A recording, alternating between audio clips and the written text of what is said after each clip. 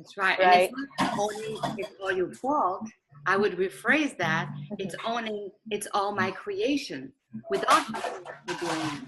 It's owning something that was created through you to discover more about yourself. So authenticity is full of imperfection. So it's accepting the imperfection that we created as a society for thousands of years. It is imperfect. This fairness thing. If something is not fair, if somebody lies to you, we freak out. It's what we created.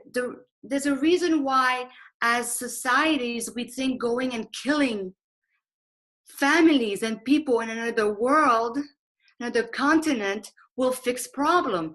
Where does that come from? We are being inauthentic. We're talking about love and peace, and we're still killing people in the name of fixing a problem. And when you think about it, it has to come from each individual thinking aggressivity and blame and not forgiving imperfections in another as if we're perfect. And we get angry and we point a finger and we punish. And so accepting is part of authenticity too, what you just said, but not accepting, oh, we're terrible and we've created the devil, accepting that we're imperfect. We've created these imperfections and these reactions for thousands of years. So of course it will be around, it will happen. And that seed is also in me. That seed that will resent or accuse or be dishonest of who created what here in this conversation, you know, my tone, my rolling of the eye, my making a little face, my breathing hard, whatever that is that created lack of communication, it's owning that. But owning that is not owning it's my fault. It's owning, oh, I'm imperfect. What was that breath? What was that deep breath in me? Why did I breathe deeply? Why? Did I never lie? Did I never say this thing that was not, have I never behaved that way? So why am I rolling my eyes like, oh, what a terrible person? Really? So those basic deep truths that we now call authenticity, but that's what's being authentic, is every moment of our lives. That's how we find authenticity. Yes, we go and we share on YouTube our terrible moments now, but it's that. It's like, I just rolled my eyes, and of course it's going to make my husband impatient, and of course he's not going to want to talk to me. What if I say that I want to have an honest, deep conversation about this challenge we're having? Why on earth would I roll my eyes? He's not going to want to talk to me, that's for sure. Being authentic is saying, oh, I just rolled my eyes. Oh, baby, I'm so sorry. I know that this is not creating communication, so I apologize. That is being authentic in your very deep, intimate, alone moment. And the more you're capable of acknowledging these little body behavior, these faces, this expression, the tone, the kind of words we use, are they aggressive? Are they allowing open communication, meaning that does the other feel that he is or she is okay as they are, that they don't have to please you, but that means that you owned yourself. That means that you owned being perfect. Imperfect is natural. It doesn't mean I don't strive to be a better person in a loving, kind way, but I've owned my own imperfection, and I'm now learning and thriving through every single one of them. Because if I've paused long enough to notice the roll of the eyes, if I was then able to say right away, oh, I'm so sorry, that could not have felt good, then the other person, trust me, right? Isn't that true? Will breathe. Because if you can think that situation and you're the one who was saying something that was very real, but you were afraid to say it, but you still said it, and then the other person rolled their eyes and you retract. And then suddenly the other person apologized and you're like, oh, thank you. And then you can speak your heart. That is open, authentic communication.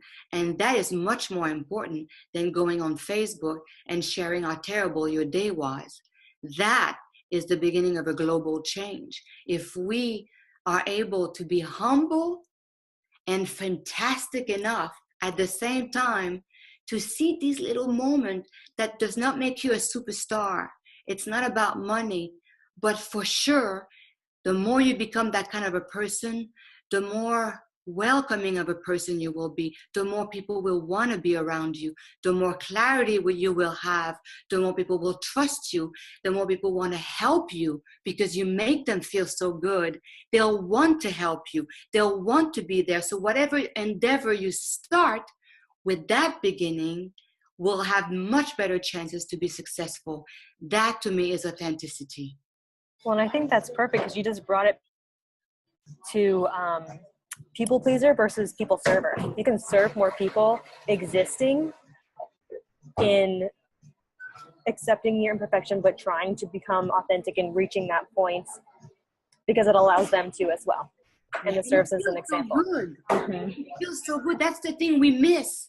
We're so busy doing it about it from an ego perspective. What's mine? What do I deserve? What do I need? You always take from me, on and on. But I know that when I started, and I'm still in it, when I started noticing these moments like the rolling of the eyes or the breath, and when I had the courage and the self-love that I was enough, that therefore I could acknowledge my imperfection, and that I could say, oh, baby, I'm so sorry, and see the relief in that person that I love.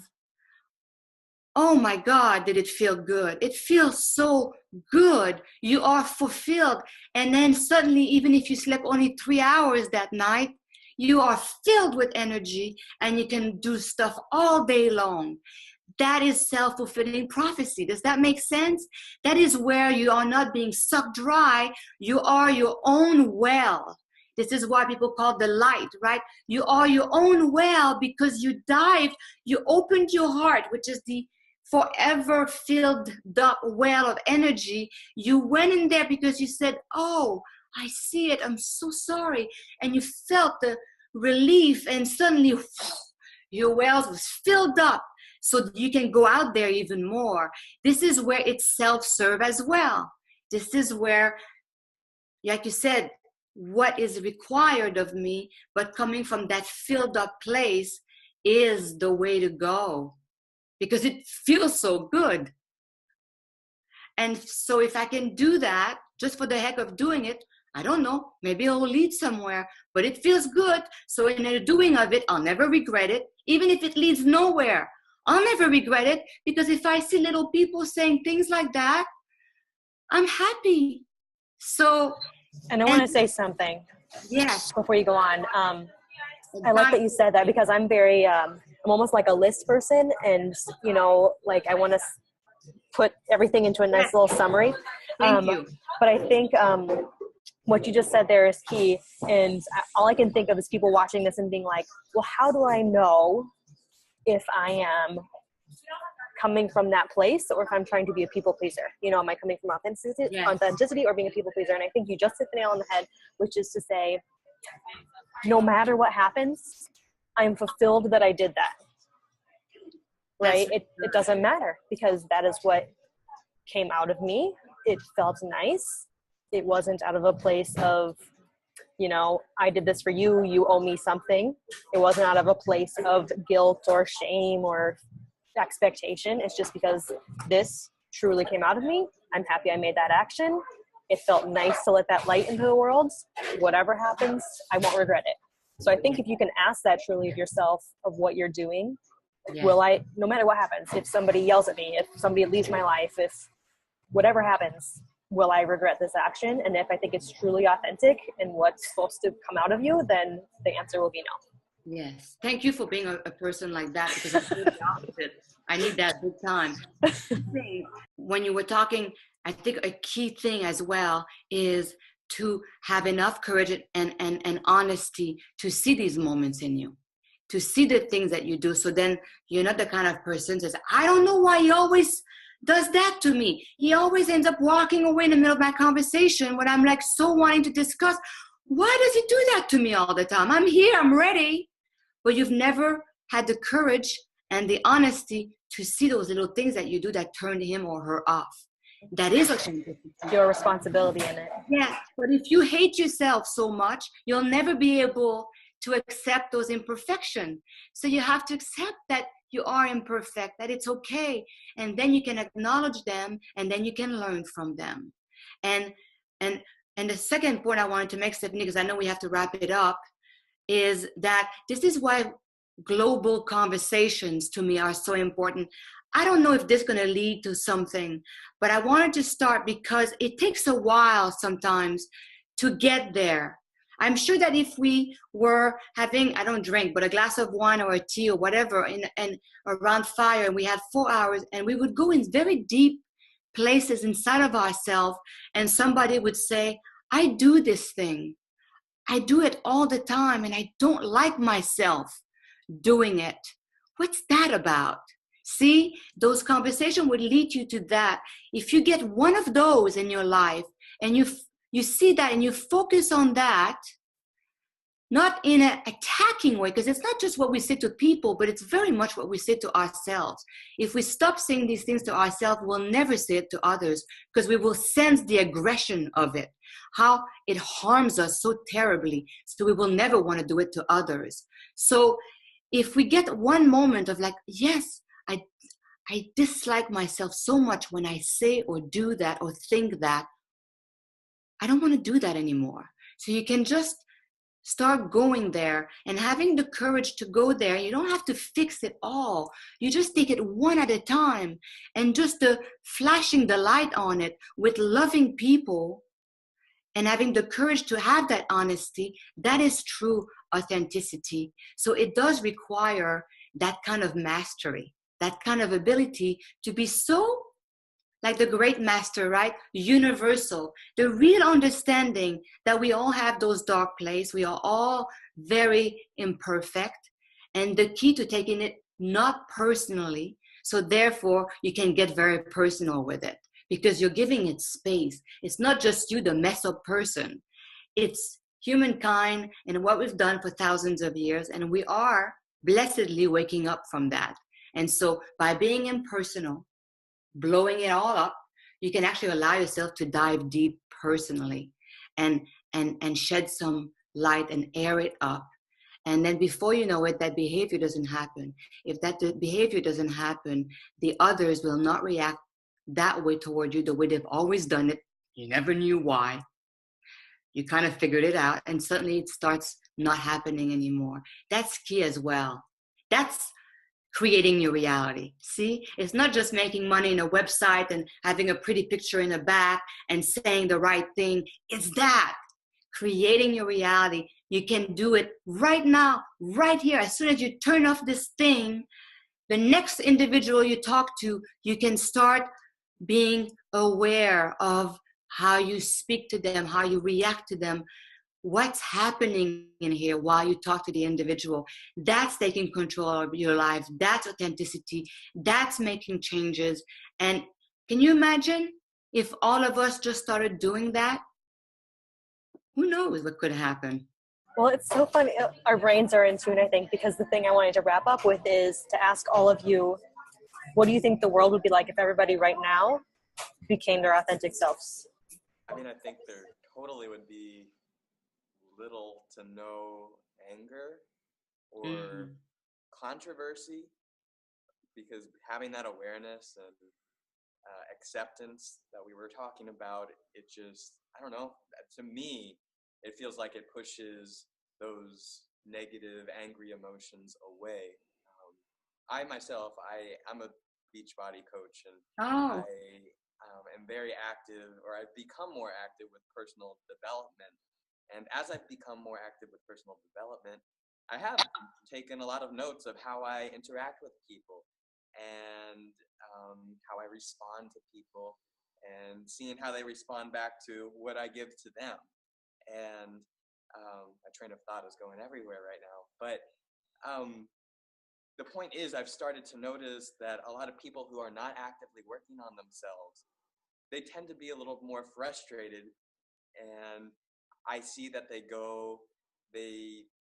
have these frustrations, and so they use distractions such like the news and media, social media, to kind of put those at bay for a little while, but they never actively work on themselves and go to a personal development book and realize this is serving me instead of taking something away from me. This is growing me as an individual.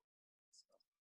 Yes, thank you. I would second what Derek says, because I find, like him, I do the coaching too, and I find, especially when there's so much focus on the external, you know, that they're not seeing the internal, and how if you can just switch around that internal clock, I guess it can really, it can do amazing things in your life. So I think if the whole world was authentic, it would be heaven. It would be amazing. It would be awesome. And I think just having you talk about this, Isabel, and what's posted, I think it will plant that seed. I think a lot of us in the world, thank goodness there are a lot of us in the world that do want to focus on that internal and the emotional, and because it allows us to plant those seeds that maybe someone who wasn't thinking, oh, maybe I need to work on me, or maybe they just haven't recognized that they're not being authentic and they think they are. But by planting these seeds, it might put a little spark in them to say, oh, you know, this is food for thought. What can I do to kind of be more authentic? And, you know, it's planting those seeds all around, especially for people that might not be naturally wanting to be authentic, I guess. Yeah. Thank you. I think that behind not wanting is a desire to want. Or not recognizing it, maybe. Right. A great ache and great hurts and great defenses and walls. Mm-hmm. Because who wouldn't want to be just who they are and be loved for that? Yeah. Thank you so much for showing up, guys. I really appreciate it. Yeah, I think that was great. Thank you hard for helping me with that. I'm so inept with technology, and I am so not linear.